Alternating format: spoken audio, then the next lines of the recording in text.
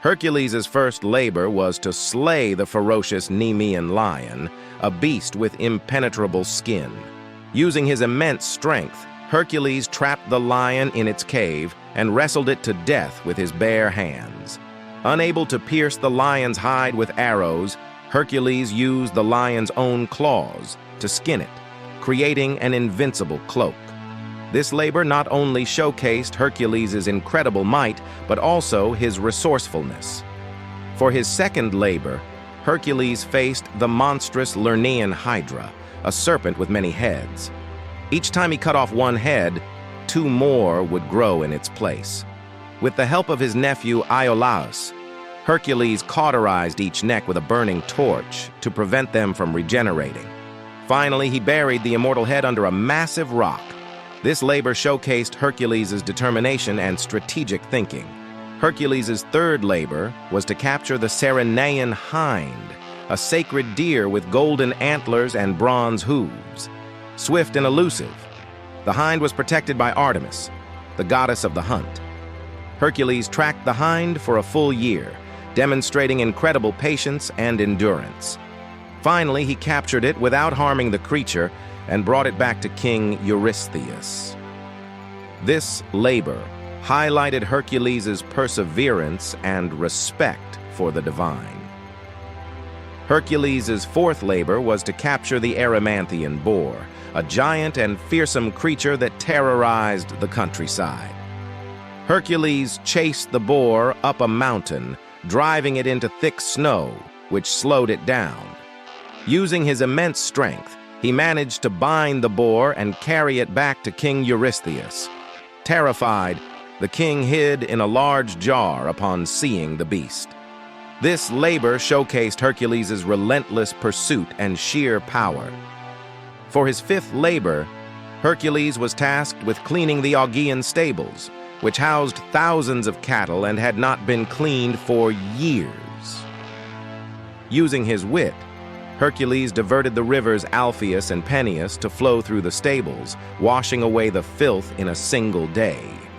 This labor demonstrated not just Hercules' strength, but also his cleverness and ability to think outside the box. Hercules' sixth labor was to drive away the Stymphalian birds, man-eating creatures with metallic feathers. These birds roosted in a dense forest, making them difficult to reach. With the help of Athena, who gave him a pair of bronze castanets, Hercules scared the birds into flight and then shot them down with his arrows. This labor showcased Hercules' ingenuity and ability to use divine assistance effectively. Hercules' seventh labor was to capture the Cretan bull, a powerful beast that had been wreaking havoc on the island of Crete. Using his incredible strength, Hercules wrestled the bull to the ground and brought it back to King Eurystheus. The bull was later released and caused more trouble in Greece, eventually being slain by Theseus. This labor highlighted Hercules' physical prowess and fearlessness. For his eighth labor, Hercules was tasked with capturing the mares of Diomedes, 4 man-eating horses that belonged to the Thracian king Diomedes. Hercules subdued the mares by feeding them their own master Diomedes, which tamed their savage nature. He then brought them back to King Eurystheus. This labor emphasized Hercules' fearlessness and his ability to use the enemy's own nature against them. Hercules' ninth labor was to obtain the belt of Hippolyta, the queen of the Amazons.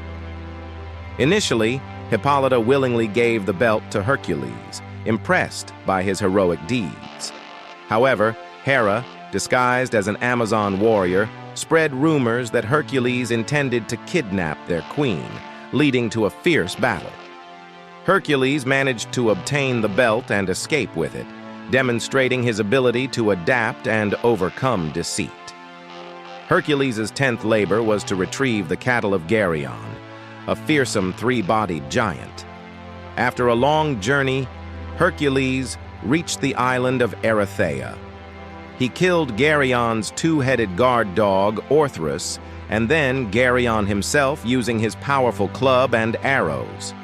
Hercules drove the cattle back to King Eurystheus, overcoming numerous obstacles along the way.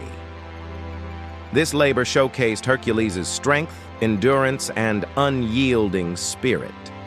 For his 11th labor, Hercules was tasked with obtaining the golden apples from the garden of the Hesperides, guarded by a dragon named Ladon, and tended by the nymphs known as the Hesperides.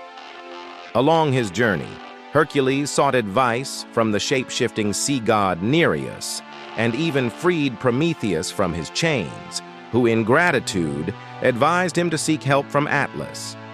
Atlas, the Titan who held up the sky, agreed to retrieve the apples if Hercules would take his place.